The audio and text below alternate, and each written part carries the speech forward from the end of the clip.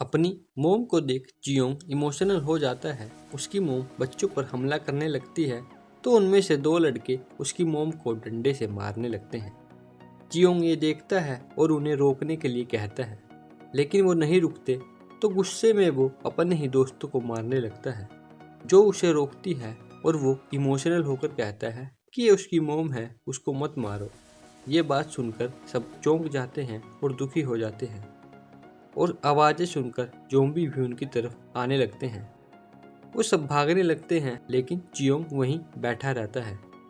लेकिन सियोक और जो उसे हिम्मत रखकर चलने के लिए कहते हैं।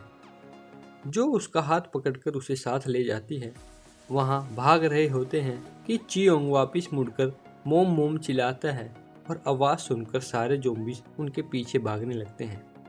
वो भागते हुए अलग अलग हो जाते हैं और भागते हुए एक लड़की नीचे गिर जाती है। वो जीमिन से कहती है कि मुझे उठाओ, लेकिन ज़ॉम्बी आता देख जीमिन उसे वहीं छोड़ देती है। इतने में एक लड़का आकर उसे ज़ॉम्बी से बचा लेता है और दूसरी तरफ से तीर कमान वाला ग्रुप भी वहां पहुंच जाता है और वो ज़ॉम्बीज़ पर तीर चलाने लगता है। वहीं जीमिन भागते हुए ज़ॉम्बीज़ के पास पहुंच जाती है और पानी में गिर जाती है और यहाँ सब इकट्ठा हो जाते हैं और टेनिस कोर्ट के अंदर पहुंच जाते हैं। आगे बढ़ते हैं और देखते हैं वहां तो बाहर से भी ज़्यादा ज़ॉम्बीज़ हैं और तीर कमान वाले ग्रुप में जिस लड़के को चोट लगी होती है वो अपने दोस्तों को बचाने के लिए कुर्बानी दे देता है। वो खुद को ज़ॉम्बीज़ के सामने गिरा देता है और ज़ॉम्बीज़ उसे खाने लगते हैं और वो सारे बच्चे एक रूम में छिप जाते हैं। लेकिन उनमें से एक तीर वाला लड़का भी बाहर ही रह जाता है और जिमीन भी बाहर ज़ॉम्बी से बचती रहती है। लेकिन एक ज़ॉम्बी उसे काट लेता है और वो भी ज़ॉम्बी बन जाती है। फिर सुबह हो जाती है। जियोंग जो से कहता है कि वो कैसे जिएगा, तो जो कहती है इस बारे में हम बाद में बात करेंगे। जो जियोंग से कहती है कि जो तुम्हारे साथ हुआ तुम उससे हार मत मानना। जियोंग भी जो को हार ना मानने के लिए कहता है।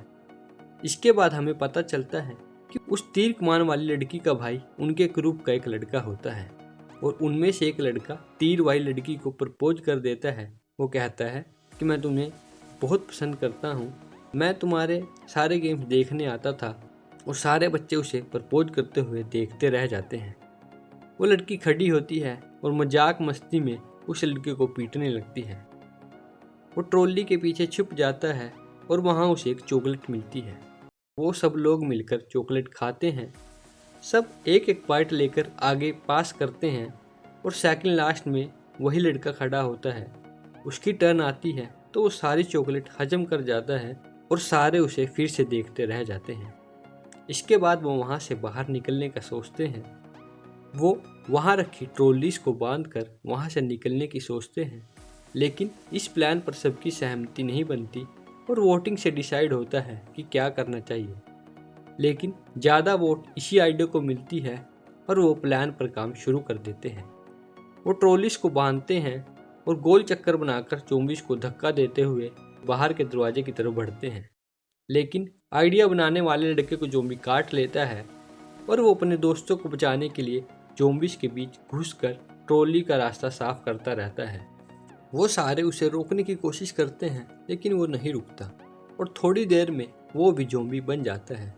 और दूसरी तरफ कैंप दिखाया जाता है जहाँ मिस्टर ली के लैपटॉप से और साइंटिस्ट की रिसर्च से ये पता चलता है कि ज़ॉम्बी बनने के बाद इंसान को नहीं बचाया जा सकता और ये वायरस आगे ना फैले, इसलिए ज़ॉम्बी को जलाकर उसके सारे सेल्स को ख़त्म कर देना चाहिए। साइंटिस्ट कहता है कि ज़ॉम्बी को तो नहीं बचाया जा सकता, लेकिन इस आधी ज़ॉम्बी के बारे में कुछ भी कहना मुश्किल है।